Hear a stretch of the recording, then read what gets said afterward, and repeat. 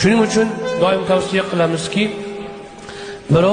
birovga turmushga chiqmoqchi bo'lsa, yo birovga uylanmoqchi bo'lsa, asos sifatida nimani olsin?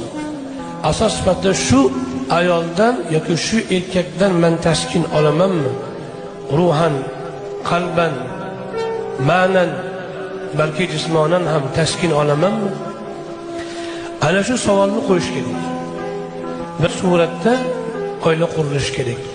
Ammo palonchi aytdi, pistonchiga xo'p deb qo'yibman, palonchidan qolmasligim kerak, palonchiga o'xshash kerak degan yoki puliga qarab, eniga, bo'yiga qarab, axloqiga qaramasdan qurilgan oilalar uzoqqa yetmaydi, chunki taskin olmaydi.